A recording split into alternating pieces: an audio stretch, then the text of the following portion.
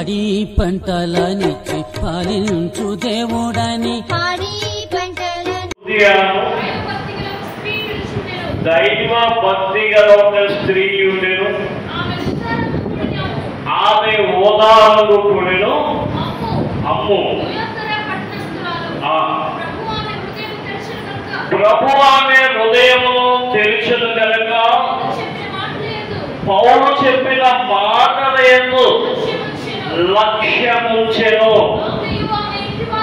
ఆమెయు ఆమె ఇంటి వారు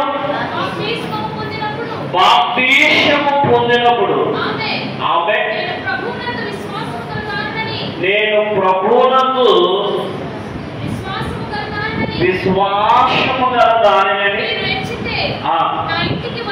నా ఇంటికి వచ్చి ఉండుడని వేడుకుని మమ్మను బలవంతము చేసెను. దేవుని స్తోత్రం.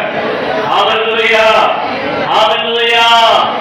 ఆమెకి ఏమని పేరు పెట్టాడంటే పౌలు గారు దైవ భక్తి గల స్త్రీ. చాలా మంది దేవుడిని తెలియలేనటువంటి స్త్రీలు ఉన్నారు. దేవుణ్ణి తెలుసుకున్న తర్వాత వారి ముఖ సౌందర్యంలో ఏం కనపడాలంటే దైవ భక్తి కనపడాలి. ఈ ఓదార్పడాలనుకునేటువంటి స్త్రీ దేవుడు ఏమని చెబుతున్నాడంటే ఆ పౌలు గారు మెసేజ్ చెబుతున్నాడు. ఇప్పుడు పరంజ్యోతి మా పాపంది పరంజ్యోతి ఎంత ఎనోటిక్ కొరకు ఎంత బాగా వాక్యం చెప్పాడో, ఆ ప్రవక్త కొరకు ఎంత విధానం చెప్పాడో, ఆయన చెప్పిన సబ్జెక్టే పౌలు గారు చెప్తున్నాడు.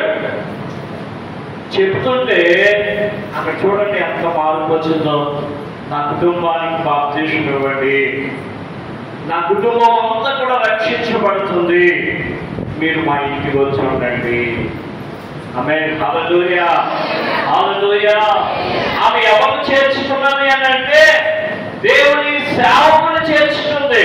ఇవి ఆ సేవకుడు మీ ఇంటికి వచ్చాడు అనుకోండి, నేను వెళ్ళాలి కానీ చేర్చుకోలేని వాళ్ళు చేర్చుకుని చూపించే వాళ్ళు చాలా మంది ఉన్నారు. కానీ నాకు ఒక లోపం పెట్టాడు దేవుడు. ఏమిటి ఆ లోపం అంటే నేను తిన్నా